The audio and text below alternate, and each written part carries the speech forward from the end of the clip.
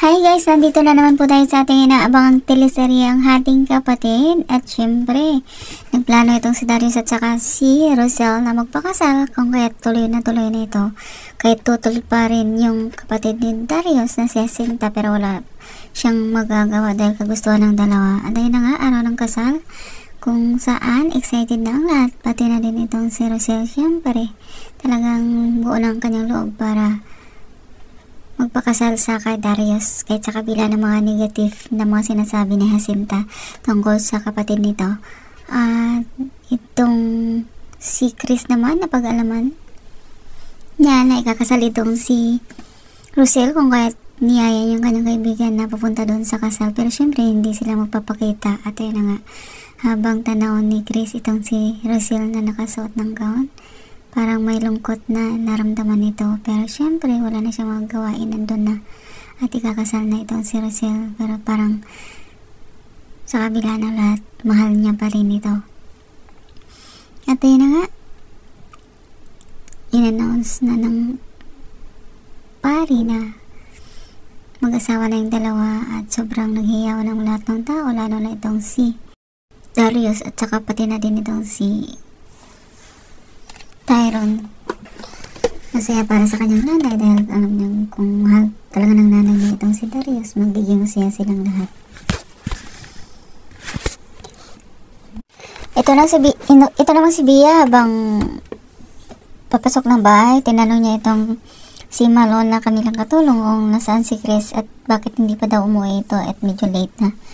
At siyempre, nadulasan naman yung nguso ni Malo at sabi niya baka dumaan pa daw ito sa kasal, kung kaya tinanong ni Bia kung sino kami kasal, at wala nang nagawa itong si Malo kundi sinabi niyang kasal ni Rosel, kung kaya galit na naman itong si Bia. At syempre nung palabas na sila Rosel, picture taking na kung saan kasama na yung kanyang anak na si Tari, at syempre pati na din si Tyron. Sobrang talagang masaya itong si Tali kasi alam niyang mayaman daw yung napangasawa ng kanyang nanay, at kailangan daw magiging mayaman din yung mapangasawa niya, kung kaya sinabi ni Tyron kaya sila nag-aaral para magkaroon ng trabaho, at kung ano man yung mga gusto nila makukuha nila. At pagdating sa bahay, parang bumabalik sa isipan ni Rosel ang mga sinabi ng kanyang malalapit sa buhay, lalo na si Tyron, at pwede natin itong si Jacinta nang biglang lumapit naman itong si Darius at tinanong siya nito kung may problema ba at baka nagsisisi ito sa desisyon niya, pero sinabi ni Rosel na hindi naman daw, at biglang may tumawag kay Darius, at syempre sa una hindi niya muna sinagot at parang nagulat ito at nagwari itong at sinagot niya ng huli at nagkunwari itong walang signal doon. Pero pagdating doon sa labas, sinabi niya na sinabihan na kitang wag nang tumawag muna, baka takot itong may makarinig, kung kaya ayan lumayo ito ng konti. At sinabi nito na punta niya itong tumawag, at nag-umpisa pa lang sila ni Rosel pero mayroon na pala itong babae. At pagdating doon sa lugar kung saan nihintay siya ng babae, ayun na nga guys.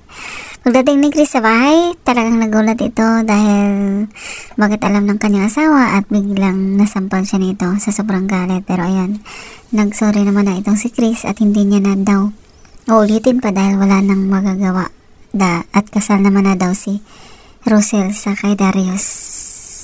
Ito namang si Darius nag-decide na aalis na doon sa bahay at lilipat na sila sa bagong tirahan, kung kaya nagulat itong si Jacinta sa desisyon nila, lalo na itong si Tyron. At yun na nga guys, abangan na lang sa sunod ng kabanata ang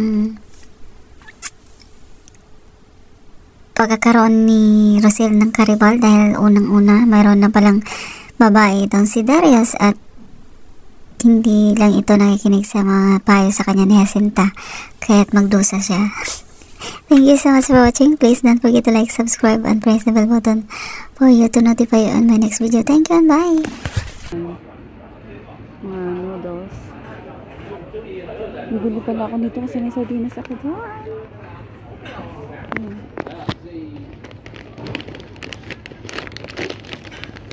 Dila kami suwa na hulog. Sorry.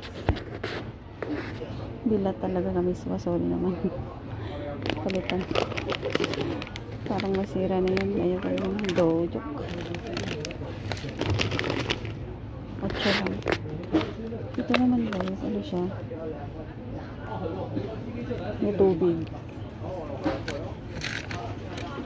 Ito naman black. Black or brown. Sige lang ito. 8 lang. Kaya siya miswa guys. Miswa. Soya beans. Natin ko yung kape. Thank you so much for watching. Until here na lang po. Hindi pala.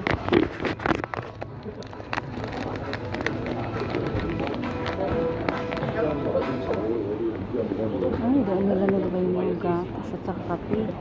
Ito dito. May Milo.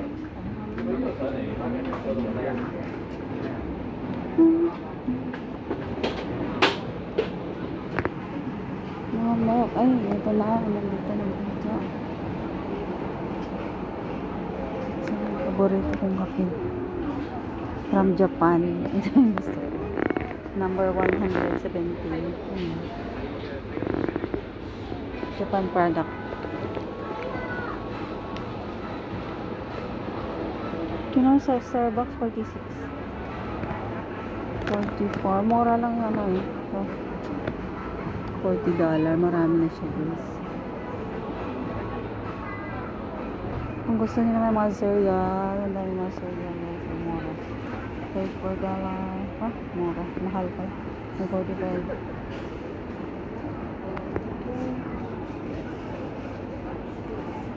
So siya, Starbucks, ayan na, 110, tatlong sachet lang. Tatlong ano lang siya.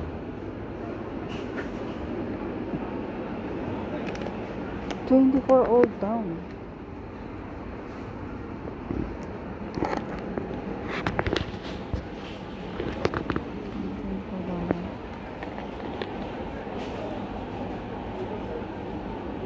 White coffee. White coffee, bakit puro white coffee to? 10 sticks na siya.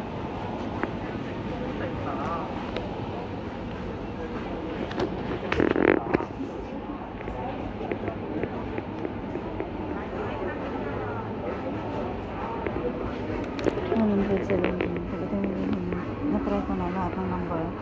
So yung 118, 117 yung para sa masarap. Pero depende sa inyo. Thank you so much for watching guys. Bye!